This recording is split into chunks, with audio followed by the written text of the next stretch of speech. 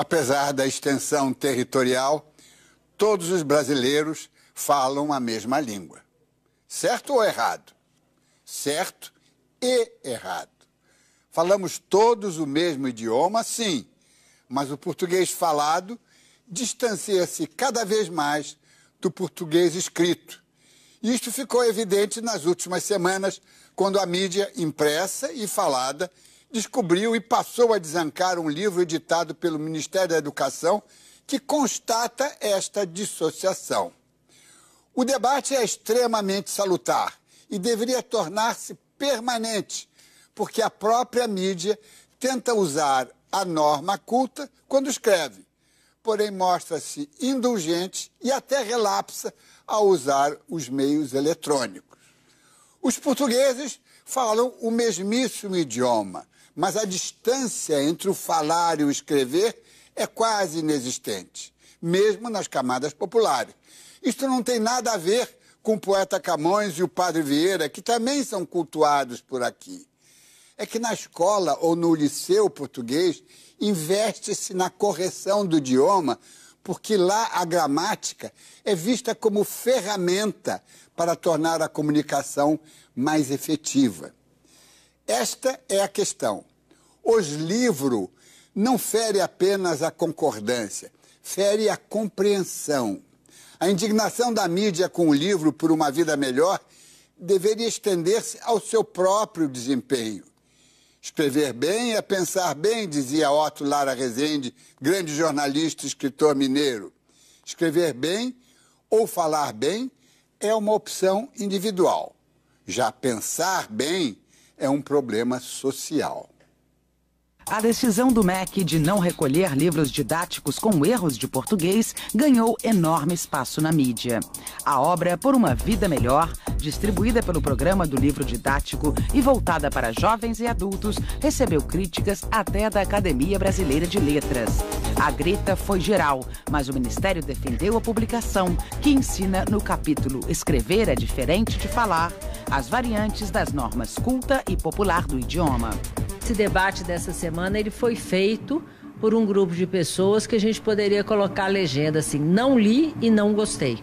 Porque quando as pessoas começaram a ler o livro, elas então começaram a entender que o livro não defende que se fale errado, mas o livro explica que existe uma forma coloquial, ali daquela comunidade, daquela cultura de se falar, e que existem outras formas. E aí o livro conduz o aluno, que é um jovem ou um adulto, a refletir sobre a sua forma de falar, sem humilhar, sem excluir, sem discriminar, mas mostrando que existem outras formas de falar. O que causou estranhamento foi que nós dissemos em um trecho do livro que num trecho dentro de um capítulo que trata de concordância, né, concordância nominal e verbal, dentro de acordo com as normas que regem a língua culta, ou a língua padrão, ou a norma de prestígio, né, como queira. Seguindo esse estudo, dentro do capítulo, num aspecto, um trechinho, nós dissemos que nem sempre na linguagem popular, falada, essa concordância é observada na sua totalidade. Então, no trecho diz assim, então se eu disser, eu posso falar os livros? Aí nós escrevemos, claro que pode. Depois a gente explica, dentro de um contexto, em determinadas situações informais, mas não dissemos em nenhum momento que é para escrever assim na norma culta. Não é para escrever. E nós não estamos ensinando a escrever assim. Estamos admitindo que na fala existe esta possibilidade, esta variante. A polêmica se propagou por todos os setores. Educadores, poetas, linguistas e escritores também se pronunciaram. Do ponto de vista gramatical, primeiro temos que dizer o seguinte, todos nós cometemos erros. Inclusive os jornalistas, todos que estão escrevendo sobre isso aí, sabem disso. Os jornais fazem as suas correções diárias sobre isso. existe um cinismo na nossa cultura que diz uma coisa e diz outra ao mesmo tempo. Nós temos a dificuldade de juntar ou articular o que é norma e o que é exceção. Na cultura contemporânea, a exceção virou a norma. A ruptura virou a norma. E isso, claro, que acontece na gramática também. Existe uma cultura oral e uma cultura escrita.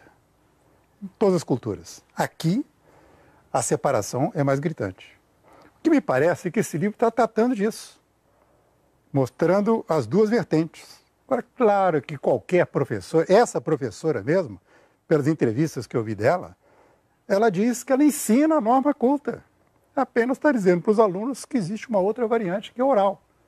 Aliás, no texto de uma entrevista dela, ela dá como exemplo isso, ela diz, se eu falar, não é escrever, que tem uma diferença muito grande. Então, existe um sistema, existe uma ordem na sociedade.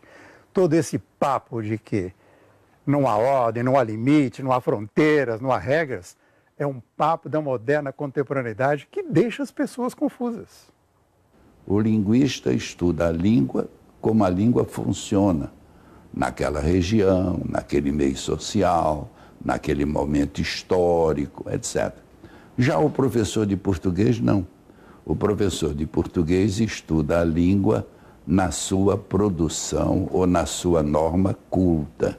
No Brasil, o ensino de português nunca foi ensino da língua portuguesa, no sentido linguístico da palavra, mas era o ensino da norma culta portuguesa. O usuário não da norma culta, o usuário, mostrar a ele que a língua falada por ele tem, digamos assim, tanta dignidade, tanta expressividade, tanto valor quanto qualquer outra língua. Não é necessariamente inferior à norma culta. Tem seu valor como língua também. Mas só que isso confunde as coisas, porque o debate é em torno do ensino, que, na minha opinião, deve prevalecer, da norma culta. Agora, não apenas como privilégio de alguns, como tem sido até hoje, mas que a norma culta seja acessível e compreensível e utilizável por todos os brasileiros, que continuarão a falar seus outros dialetos numa boa. A linguagem que se põe no livro tem que ser uma linguagem correta. A gente hoje não vive mais de acordo com padrões linguísticos absolutamente rígidos. Entretanto, deve-se falar com correção, por um motivo muito simples. Quanto mais correta a linguagem, mais ela traduzirá o pensamento e mais ela efetivará a comunicação. Se nós começarmos a esparramar um linguajar diferente, nós teremos uma outra língua. A imprensa que alardeou o fato também não escapou das críticas. Muitos comentaram o assodamento da mídia. Eu tenho a impressão que a imprensa repercutiu isso auditivamente. Eu mesmo recebi vários e-mails de vários leitores horrorizados e querendo saber a minha posição sobre isso. E era uma espécie de eco, né, que vai se ampliando. Então, voltei um pouco às fontes para ver lá qual é o texto, o que tinha sido dito, e, na verdade, são coisas que estão sendo ditas na linguística há muito tempo.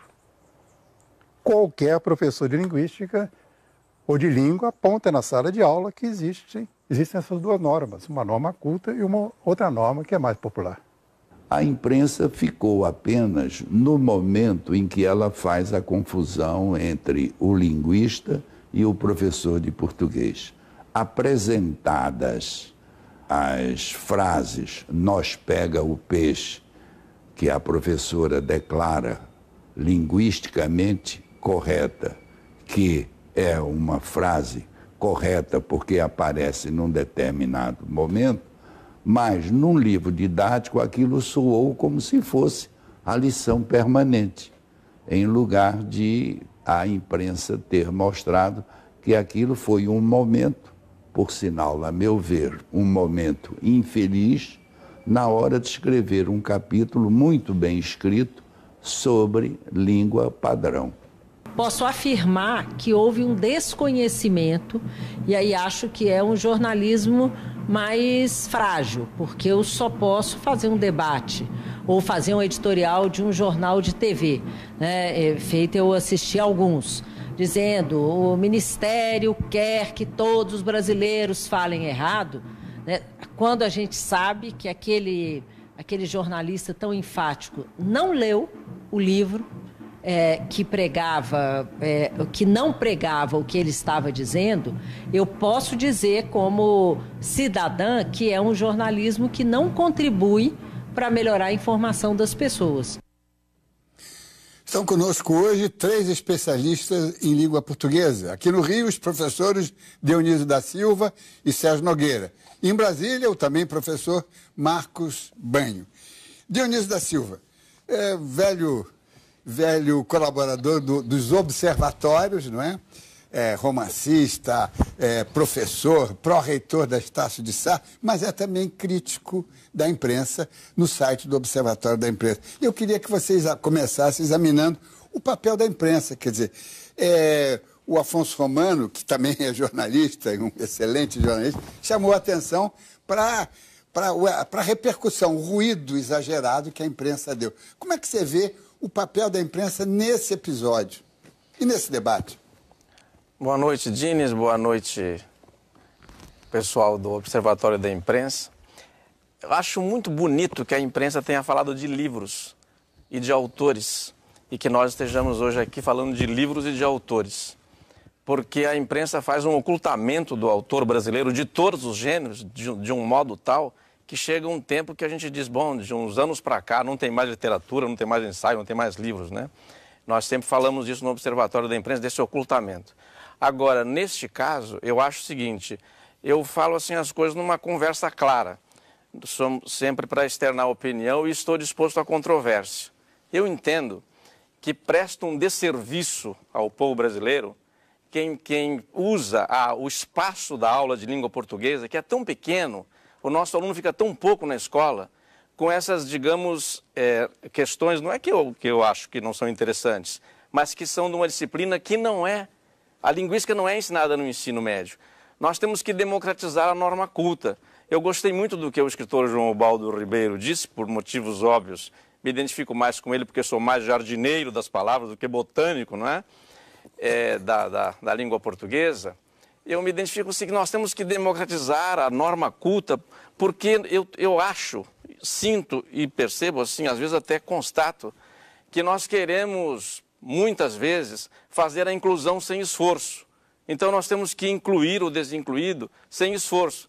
Mas eu não me incluí em latim sem estudar, não me incluí em grego sem estudar grego. A gente não se inclui na língua culta sem estudá-la. E está faltando muito no Brasil, na escola, essa relação bunda, cadeira, hora. Nós queremos facilitar, mas aprender é difícil, exige esforço. Agora, para ser objetivo para a sua pergunta, Dines, eu acho que é muito bonito que estejamos aqui, estou contentíssimo de discutir e de ouvir a controvérsia, disposto a ouvir a controvérsia, de a gente discutir livro. Agora e essa é a minha opinião, eu acho que o professor de língua portuguesa, ele é pago pelo Estado ou pela escola privada para ensinar língua portuguesa para aqueles que não sabem, tanto que eles estão na escola. Se não precisa ensinar isso e se ele não precisa aprender, não há por que nenhum dos dois estarem ali. Marcos Banho, em Brasília, como é que você vê essa questão? Primeiro, a controvérsia em si, não é? Que, segundo alguns testemunhos que nós apresentamos, de certa forma, a imprensa se perdeu um pouco na sua vocação de fazer barulho. Mas, e o caso em si, o livro em si, como é que você vê essa questão? Boa noite, Alberto Dines, boa noite a todas as pessoas que estão nos assistindo. Eu quero começar dizendo de maneira bem enfática que esse debate mostra uma leviandade gigantesca da nossa grande mídia e uma ignorância profunda das pessoas que têm feito comentários a respeito desse livro didático, né? As pessoas estão falando sem ter lido e sem saber o que acontece na educação brasileira há mais de 20 anos, quais são as diretrizes da nossa educação hoje em dia e, principalmente, o que é ensinar português hoje em dia. Então, as pessoas estão ainda no século XIX, fazendo comentários do século XVIII, enquanto a educação brasileira, o Ministério da Educação, os livros didáticos já estão no século XXI.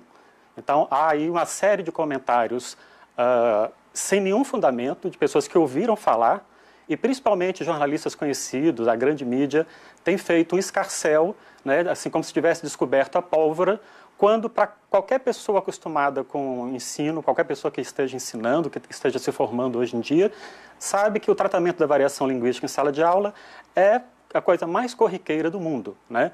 As pessoas me perguntam, você conhece algum outro livro que trata disso? E eu respondo, todos os livros de língua portuguesa disponíveis hoje no mercado brasileiro apresentam pelo menos um capítulo, uma lição, um módulo sobre variação linguística. Então, não há surpresa para ninguém, a não ser para uma mídia que é profundamente ignorante e desinformada. Sérgio Nogueira, também professor, também trabalhando em jornalismo, tem a seção o boletim Língua Solta, realmente está muito voltado ao trabalho da imprensa. Eu não quero pegar esse aspecto, mas há um detalhe que a mim chama a atenção, e eu mencionei no pequeno editorial que introduziu o programa. Eu passei 8 anos em Portugal, né, me deliciando com um motorista de táxi que fala corretamente, ele fala a norma culta. Não há essa diferença, essa polarização entre a norma culta e a norma falada. Por que a gente não consegue fazer um ajuste nisso para que a coisa seja natural, para que depois, na norma culta, se incluam, como o Mário de Andrade fez, uma série de relaxamentos, algumas coisas mais elásticas. Queria saber a sua opinião. Bom, primeiro, boa noite, Diniz, boa noite aos telespectadores, para o Marcos Banho, primeira vez que nos encontramos. Eu gostaria de dizer que é um prazer vê-lo, mas eu sinto que, infelizmente, é alguém que fala mal de mim há muito tempo sem me conhecer. Pelo menos hoje ele está vendo quem eu sou, né? Falaram muito que a imprensa pinçou essa frase do livro, né? E o próprio Marcos Banho pinçou uma frase minha de um texto que eu escrevi para incluir no livro dele, Preconceito Linguístico, né? Lutar contra o preconceito é obrigação de qualquer educador, seja ele professor de português, de história, geografia, religião, o que for. Portanto, nesse ponto, o doutor Marcos Banho tem toda a razão do mundo. Isso eu sempre defendi, sempre fui a favor e concordo. Vários livros didáticos fazem isso. Este foi, digamos, o mais ousado. O medo que eu tenho é que isto possa ser mal aproveitado se não houver o devido treinamento dos nossos professores. Pode haver uma acomodação e é esse o temor que nós temos. Eu, como professor, não como jornalista, já que não sou. O trabalho que eu faço com o jornalismo é exatamente tentar, digamos assim, manter essa unidade linguística, perfeito? Já que nós hoje conseguimos um nordestino se comunicar com o gaúcho da fronteira. Isso é ruim? Isso é ótimo. Portanto, o ensino da língua padrão não tem pecado nenhum. Eu não vejo pecado nisso. Eu não sei por que essa agressividade, que muitas vezes existe contra aqueles que tentam, de alguma forma, manter essa língua padrão o mais próximo possível da fala. É óbvio que nós temos variantes sociais, culturais, regionais, todas válidas, todas merecem respeito. Agora, por que não ensinar a língua padrão? Ah, mas nós ensinamos. Sim, mas por que ridicularizar os professores que valorizam essa língua padrão? Agressivamente, como é feito muitas vezes, com arrogância, como se fosse dono da verdade. Entende? Então essa distância entre a fala e a escrita, ela existe porque o nosso ensino é ruim. Agora, ensinar que há preconceito linguístico, é óbvio que há, infelizmente, e nesse ponto o livro é louvável. O perigo é a sua utilização. Aí é o meu temor que eu tenho. Sim, mas estamos discutindo o livro. O debate está muito quente, vamos fazer uma pausa e voltamos daqui a pouco.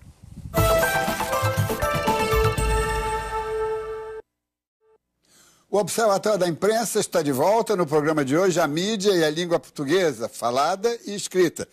Professor Marcos Banho, gostaria de ouvir suas observações sobre o que disse o Sérgio Nogueira. Bom, eu acho que ele está um pouco atrasado, porque esse livro é de 99, é do século passado, inclusive, né? Ele já podia ter... não precisava aproveitar este momento que nós estamos discutindo outras coisas para fazer essa defesa, mas tudo bem, ele pode fazer a defesa que ele quiser. Agora, o que eu quero dizer é que as opiniões emitidas aqui, até agora, revelam o que eu já tinha dito antes, né? São comentários que não condizem com o estado atual da ciência linguística e da pedagogia de língua. Então, essa história de dizer que em Portugal, por exemplo, Dines, o motorista de táxi fala norma culta, primeiro, em Portugal se fala uma língua diferente da nossa. A nossa só se chama português por razões históricas, mas 500 anos depois, o português brasileiro já é muito diferente do português europeu. E uma outra coisa também, um outro comentário que é uma pura superstição, né? 2, primeiro, não existe esse abismo entre língua falada e língua escrita, elas são muito mais híbridas e elas se interrelacionam muito mais do que as pessoas pensam. E em qualquer língua do mundo existe uma distância entre a norma padronizada, codificada e aquilo que as pessoas realmente falam e escrevem. Você veja, por exemplo, Dines, que em Portugal é perfeitamente correto dizer a gente fomos, a gente queremos. Né?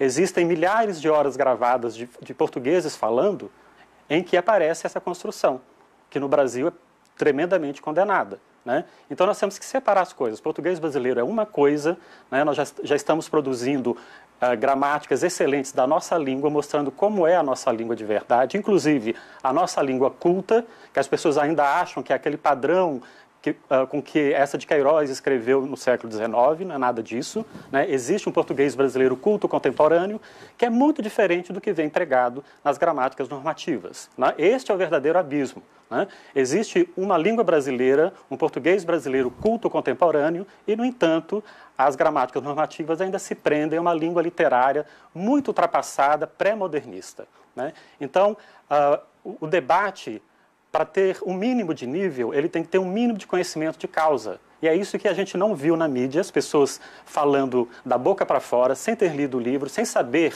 que essas coisas acontecem no Brasil há mais de 20 anos, que isso não é invenção dos petistas. Na verdade, esse tratamento da variação linguística já começou no primeiro governo do Fernando Henrique Cardoso, com os parâmetros curriculares nacionais publicados em 97. Então, volto a dizer, ignorância profunda. Né? As pessoas não leram o livro, eu acho que 111% dos comentários que foram feitos na mídia, na internet, revelam cabalmente que as pessoas não leram, né? Mas ouviram dizer que alguém disse e começaram a esbravejar. Né? A Assembleia Legislativa do Rio de Janeiro quer processar o Ministério da Educação, uma procuradora federal disse que isso é um crime contra a língua, mas que estupidez, vão ler o livro, a professora ali insiste, né? Isso existe, é um fato. A gente não pode negar os fatos que existem. Né? Eu não vou dizer que as baratas não existem porque elas são feias e nojentas. Elas existem. Né? Assim como existem muitas línguas faladas no Brasil. Né? O Brasil é um dos maiores centros de multiplicidade linguística. Nós temos mais de 190 línguas faladas no nosso território. Então, essa ideia também de acreditar que o Brasil é um milagre linguístico, porque aqui todo mundo fala e se entende, as pesquisas estão aí para mostrar que não. Isso não é uma verdade, é mais um mito da nossa cultura. Né? Então, enquanto a imprensa e as pessoas que se dizem especialistas em língua na imprensa, né, não forem estudar o que realmente acontece, não recorrerem às pesquisas muito bem feitas, que há mais de 40 anos estão aí à disposição de quem quiser, o debate vai continuar assim, né? Pessoas falando com fundamento de causa e pessoas falando assim, absolutamente de um modo leviano. Marcos Banho, professor, quero contestar um pouco.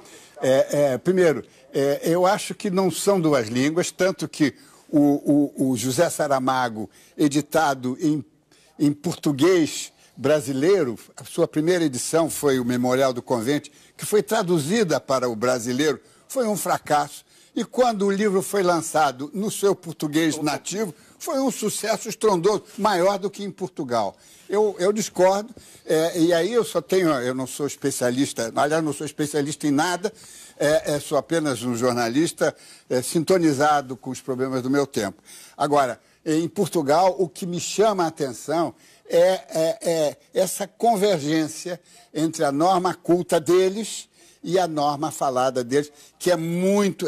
há uma convergência evidente e que facilita a compreensão. E aqui no Brasil... É claro, porque a nossa norma padrão é baseada na fala deles. Exatamente. Esse que é o problema. Eles falam mais próximo da norma culta, porque a gramática normativa da língua portuguesa se baseia na língua falada em Portugal. Então, no dia que nós tivermos uma gramática normativa brasileira inspirada no que a gente fala no Brasil, aí sim a coisa vai ficar... Você vai ver como vai ficar pertinho o português culto da gramática normativa. Mas enquanto a gente tiver uma gramática da língua portuguesa... Só quero dizer que eu observei, no período que lá vivi, essa convergência que eu gostaria que houvesse no Brasil e ainda não percebo um grande esforço nesse sentido. Sérgio Nogueira, por favor. Não, eu só queria comentar, essa última fala do Banho, eu concordo com praticamente tudo que ele falou aí, perfeito? Inclusive, é bom que todo mundo saiba que isso não é novidade. Ele falou em 99, falar de adequação, isso vem de longa data, que o conceito de certo e errado está superado, isso aí há muito nós falamos nisso. O que eu estranho é essa forma do tipo, os especialistas são ignorantes, estão no século passado, essa arrogância de quem se diz superior aos demais. Entende? Essa forma, até certo ponto, agressiva que me incomoda, porque eu escrevo para jornais, revistas há muito tempo, e eu não entendo por que esses doutores costumam criticar, não só a mim, eu sou inclusive uma vítima pequena, mas eu vejo crítica a outros colegas de uma forma super agressiva, como se fosse um pecado você passar essa norma padrão, que eu concordo, é brasileira, não é portuguesa. Por sinal, a tal frase que ele pensou, que ele não gostou que eu falasse, porque já é do século passado, era exatamente uma brincadeira que eu fiz. Um leitor me perguntou, quem é que fala o melhor português? Não existe melhor. Entende? Daí eu de brincadeira, deve ser em Portugal. Aí ele pensou essa frase e jogou lá como sendo preconceituoso. Dionísio. Diniz, eu acho uma tristeza que a gente esteja discutindo a coisa num nível assim que a gente passa a fazer um contraste, aquele vale e outro não vale. Mas há algumas coisas que para mim são muito claras, que são as seguintes, olha. O Machado de Assis, quando ele foi incluído na vida e na cultura brasileira e na literatura brasileira, ele teve que aprender aquela língua que não era dele. Ele veio lá do morro. Ele era preto, pobre, epiléptico, gago. Aquela língua que ele trazia não pôde ser a língua aceita. O que aconteceu com o Machado? Ele se apropriou daquela norma que ele desconhecia e se tornou mestre daqueles que usavam essa língua para excluí-lo. Esta é a verdadeira inclusão. Esta é a inclusão. Você tirar o sujeito da ignorância. Aí sim é ignorância. O que ele ignora? Ignora a norma culta. Quando um médico dá uma receita lá em Ijuí, do Iapoca a Ijuí, lá no Chuí, e dá lá no Nordeste, lá no Norte, ele vai dar uma receita em língua portuguesa da norma culta. E se ele errar uma letrinha da ortografia, a enfermeira vai dar um veneno para o seu paciente. Este é o problema. E é muito grave esse problema. Quando você fala, e o brasileiro é senhor de uma habilidade impressionante, ele está falando e fala bem, o brasileiro fala bem. Por que o brasileiro escreve mal? Porque ele não domina aquele código em que ele deveria escrever, ele domina aquele em que ele fala. E como você disse, eu concordo com você, que em Portugal essas coisas estão mais próximas. E é um equívoco dizer que a nossa fala, a nossa língua escrita está próxima daquela de Portugal do século XIX. Não está, de jeito nenhum. Há dados inequívocos, textos que comprovam o contrário. A norma culta brasileira se apropriou de um linguajar coloquial e trouxe para a norma culta, está valendo isso. Eu só queria concluir com o seguinte, Diniz. Para soltar uma pessoa da cadeia, o advogado tem que usar a norma culta. Se ele usar aquela com que ele conversa, ou aquela que ensina no livro, ou aquela que estão defendendo, a gente vai ficar preso lá. Nós vamos ao intervalo e voltamos já.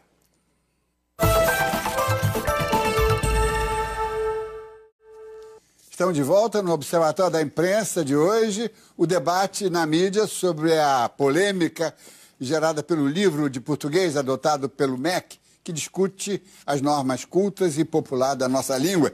E, professor Marcos Banho, tem aqui uma pergunta de um telespectador, que nós temos que ouvir os telespectadores, porque eles também participam desse debate, ele pergunta... Vocês concordam com o dito que os professores fingem que ensinam e os alunos fingem que aprendem? A pergunta foi enviada por Ginaldo Ferreira da Silva, de Vitória, Espírito Santo. Eu não acredito nesse dito, porque as pessoas que se dedicam ao ensino poderiam estar empregadas em muitas outras coisas, mas optam por continuar no ensino porque têm amor pela causa, porque gostam da coisa, né? Qualquer professora, o professor de ensino público brasileiro, fundamental ou médio, se fosse trabalhar como balconista de uma farmácia, ia ganhar mais do que como professor, mas, no entanto, continua ali porque acredita nessa causa. Então, essa história de que os professores fingem que ensinam, os alunos fingem que aprendem, eu acho que é mais um desses mitos que a classe média alta inventou para poder se divertir em conversinhas de salão. Isso não é verdade. Sérgio Nogueira, mudando agora um pouco, como é que você vê daqui para frente esse debate? O que nós podemos fazer para que não haja essa excitação, isso passe a ser uma coisa natural, não é? Eu vejo com muito bons olhos, eu sou otimista, sempre fui. Né? Eu acho que isso vai incentivar ainda mais, né, a preocupação que nós devemos ter, né? Eu discordo um pouquinho do Dionísio quando se diz que temos que ensinar só a língua portuguesa. Eu acho que a linguística tem que chegar às escolas também. Eu acho que não faz mal nenhum. Esse conceito da adequação... Sim, mas aí já numa fase superior... Eu acho que desde essa primeira frase, eu acho que você ensinar que existem variantes linguísticas, não só sociais e culturais, mas também regionais, ensinar que o regionalismo, o gauchês, o carioquês, são todos válidos e têm o seu devido momento. Eu gosto muito de uma imagem que, se não me engano, o nosso mestre acadêmico, Evanildo Bechara, tem o hábito de dizer, né, que hoje nós temos que ser poliglotas dentro da língua portuguesa, conhecer todos os nossas variantes linguísticas devido à nossa riqueza. Tá? Então eu vejo isso com bons olhos, eu acho que isso é bom. Temos só que haja uma má condução. Né, que infelizmente, né, concordo com o que o Dr. Banho falou sobre os professores, essa história do finge. Eu me incomodo muito quando vejo falando mal de professor. Eu vivi a vida inteira, sou feliz por ser professor, nunca mudei o meu nome para mestre, doutor, eu sempre fui professor até hoje. Às vezes, você não quer botar consultor? Por que se eu sou professor? Eu tenho orgulho de ser professor, entende? Trabalhei mais de 40 anos em sala de aula, gosto do que faço. Cometo meus enganos lá, tudo bem, acho que todos nós cometemos, mas o professor tem que ser exaltado sempre, principalmente pelo que eu disse, ganha uma titica, para não dizer coisa pior, entende? Está lá, é óbvio, tem uns fracos e outros, então eu não gosto de que o professor seja ofendido, agredido, seja ele qual for. Eu acho que ele merece muito respeito. E esse debate, mais uma vez, vai enriquecer, né, para discussão, para até melhorar o nosso ensino, como um todo, não apenas na língua portuguesa. Dionísio, você está querendo aqui falar há muito tempo e eu não estou lhe dando chance? Não, mas você faz bem em disciplinar. Eu sou falador. Eu queria dizer o seguinte, que é bom que a gente vá para a imprensa criticar, porque a outra saída era a gente ir no Ministério Público e denunciar. E a outra seria fazer um boletim de ocorrência e dizer o seguinte, olha, eu matriculei o meu filho naquela escola para ele aprender a língua portuguesa. E o professor está dizendo que pode ser assim, pode ser assado, uma coisa que ele não tem discernimento, porque para cada idade, para cada faixa de estudos tem o conteúdo adequado, não é? Então, eu acho que é bom que a gente venha para a imprensa e discuta, e venha a público. É dessa conversa clara que vai nascer o trato justo. E a função da imprensa é essa. Mediar, não é? Isso, mediar o debate. Agora, eu acho muito grave, eu digo assim, meio de brincadeira, porque umas coisas a gente escreve e outras vezes de brincadeira. Se um professor desse ensinasse minha única filha a escrever desse modo, ela não teria chegado onde chegou, lógico que não. E eu vou ilustrar com um pequeno exemplo, que aliás é nacional. Os grandes textos, as referências solares de escrever bem na mídia brasileira estão envelhecendo. E nas escolas também. O Brasil, apesar... Eu não sou desse sujeito que pensa assim, quanto pior melhor, eu sou contra tudo, eu quero que caia. Eu respeito muito o ministro Fernando Haddad. Eu acho que ele vem para a rádio, inclusive no caso desse livro, mesmo discordando dele, eu senti uma coragem. Olha, o entrevistador inclusive apertava. O Brasil está em último lugar em matemática, nas classificações internacionais, no domínio, na competência de entender a língua portuguesa. Eles, pois mas nós estamos melhorando. Primeiro a gente nem fazia estatística. Agora já estamos fazendo, a gente andou 2 pontos, andou 3 pontos, a gente está andando, está melhorando. Eu respeito muito o trabalho, né? O trabalho que tem que se fazer. Agora, Dines, eu acho que a gente tem que dar nome aos bois, né? Eu não chamo os outros de ignorantes. Ignorante, a gente é numa porção de coisas. Por exemplo, quem não leu nenhum romance meu, ignora os meus romances. Vou agora penalizá-lo, vou culpá-lo? Não, não é isso. O que eu quero, por fim, para concluir aqui nessa intervenção, é o seguinte. Os professores são pagos pelo Estado ou pela escola privada para ensinar esta norma culta e democratizá-la. Porque é com ela que você pensa, é com ela que você defende a liberdade, é com ela que você ama e vive e tal. Torna compreensível. E se torna compreensível. Como é que você vai inventar, como é que você vai fazer tecnologia, você vai fazer ciência sem essa língua, com essa lógica interna, com essa organização? Agora, uma prova de que vai mal esse tipo de estudo, já que os professores que defendem esse outro lado, entre os... eu não quero citar nomes, não é o caso, porque não se pode fulanizar uma discussão dessa. Pois é, esse é o perigo, Esse é o perigo. Eu não estou contra ninguém, por exemplo. Eu admiro o professor de todos, porque eles se dedicam. Eu gostei muito do professor que lembrou. Os professores não fingem que ensinam, não. Eles têm um lado sacerdotal na docência, não é? Eu tenho 34 livros publicados e a pessoa diz, o professor Dionísio, não o escritor Dionísio, não é? E eu tenho muito orgulho disso. Agora, como o Sérgio falou aí também, uma prova, assim, cabal, de que esse negócio está dando errado, vamos a uma hipótese científica, estão ensinando assim nas universidades, inclusive em centros de excelência, como a Unicamp, há muito tempo. Está dando errado. Por quê? Cadê o grande texto? Cadê os grandes textos que as universidades produziram? Cadê os leitores que a universidade está produzindo? Está rebaixando.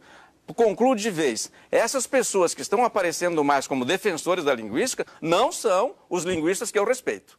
Tá. Professor Marcos Banho, aqui disse o Dionísio uma coisa que me leva de volta ao comentário que eu fiz no início do programa sobre um famoso dito do Otto Lara Rezende, mestre da minha geração de jornalista, uma grande figura, um grande prosador, um grande escritor, um grande jornalista, e ele dizia que escrever bem é pensar bem. Não é? Quer dizer, não adianta, isso tem a ver com esses trabalhos. Eu recebo teses de doutorado na minha área, não é? E às vezes fico abismado porque não entendi. São mal escritas mesmo. Não entendi. Como é que se pode realmente fazer com que se pense melhor na universidade? Bom, tem muitas coisas aí para a gente discutir, né? Infelizmente, o programa não vai ser suficiente para isso, né? Mas eu volto a discordar, né? Porque os comentários que tem havido mostram também que as pessoas não estão acompanhando de fato o que se faz na universidade, né? A respeito do que disse o Dionísio da Silva, né? A pessoa que for tentar processar o MEC ou a editora ou a autora por causa disso, vai levar uma paulada jurídica, porque o livro tem 150 páginas e 3 linhas comentando rapidamente a questão da variação linguística, né? Porque, volto a dizer, todos os livros didáticos fazem isso e como uma espécie de porta de entrada para a pessoa se sentir mais predisposta a aprender essa famosa norma culta que ninguém sabe exatamente o que é, né? As pessoas ficam aí esbravejando em nome da norma culta, mas elas mesmas não sabem definir o que seja isso, né? Até porque norma culta para o pesquisador tem um significado e para as pessoas em geral tem outro, né? Que na verdade são vários e que não tem nenhuma fundamentação. A questão do debate eu acho importante, né? Mas o debate tem que ser feito entre as pessoas que entendem do riscado. Se eu estiver numa sala com pessoas comentando sobre física quântica, eu vou ficar quietinho no meu canto, né? Então, as pessoas têm direito de falar sobre a língua? Claro que tem, né? A língua faz parte da nossa identidade, da nossa cultura, então todo mundo pode falar da língua. Agora, querer que a sua fala sobre a língua tenha alguma receptividade, alguma aceitabilidade, é muito complicado. Se a pessoa não estudou para isso, se ela não tem formação para isso, né?